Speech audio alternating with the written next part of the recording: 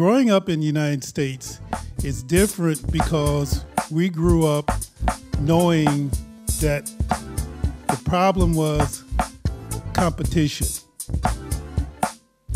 The majority of society knew that it had to keep its place, its priorities, and also who is going to be in charge. For example, education, if an African American or minority was educated, then that means he could compete for jobs. The whole thing in the United States, as we see in Identity, was competition. Society knew that if they had educated black people, then they would be able to compete and also be able to take advantages of all those things that white people did, lived in places where they wanted to, things like that. Whereas in Europe, you had the colonials who didn't even recognize that there were Africans. They saw Africans as a piece of furniture. You were nobody. You were invisible. So the ways that you kept people down depended on those things. In my case, we as African Americans fought for what we call equality, to go to school, to get an education, to get a job, to vote and select the people we want to. Where in Europe, because of its history of being, say, for example, white, we call white supremacy, is that blacks never did exist. And therefore, if they didn't exist, then we don't have to worry about them. So you saw those two things going on. And so as an African American coming to Germany, we knew as African Americans, because many of our African American fathers and uncles was in the Army, and they would talk about the people, the young people they saw in Germany. And they said that these people don't even exist, the people are not taken care of. So when, as a group, we came in 1996 and met members of the Afro-German community, and we asked one question, is what can we do as a group to work together? And that question said, and the people that responded, and John Cantera, Janine, and the other people said that we need to get to know the other people from the diaspora. What are the African Americans doing? And how do they feel? And so we started that point, asking that one question, what can we do as a diaspora? And from that, we have been having relationships between the black community in Germany and the African American community.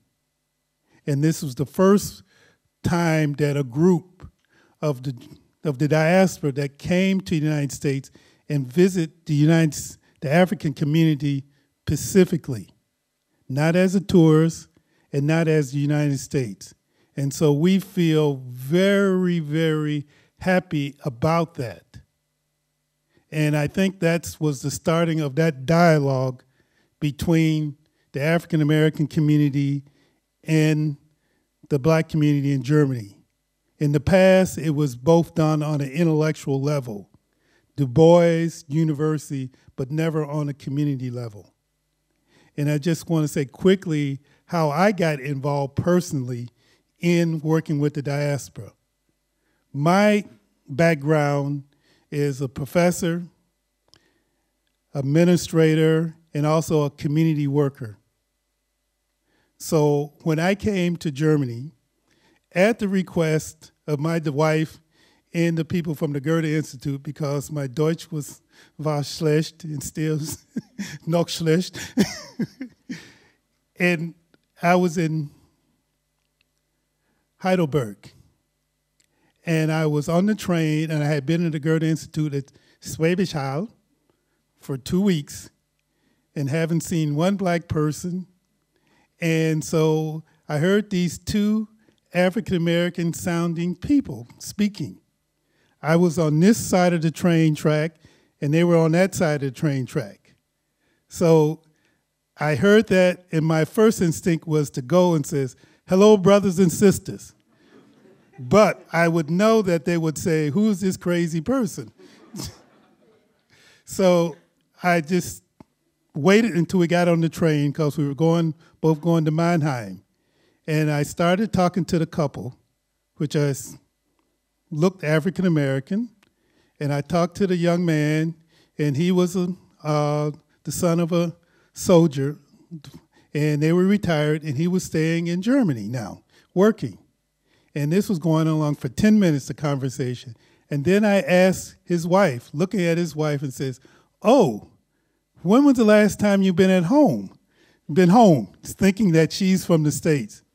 And she looked at me and says, "No, I'm German." And so, of course, I fell down.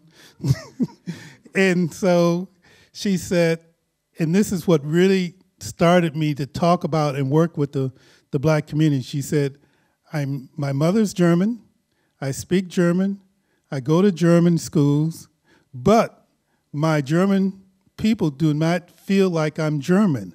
I do not feel German in Germany.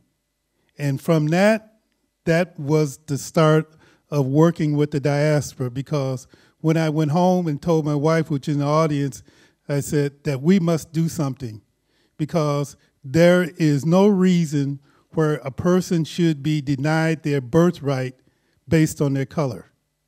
And that is a no-no in the United States. And so that started my journey in working with the black community in Germany, because, matter of fact, when I retired in 2004, I just took this up as it was an avocation, working on the side, because I was a professor and an administrator. But German studies and working with the black community was very important. And so after I retired, and this is what I'm working on now, and I hope to continue to work with my brothers and sisters and all those progressive Germans who want to see the diaspora and everyone work as a unit. Thank you. Thank you, John Long. That was beautiful. Yes, he has, of course, experience of America and Germany.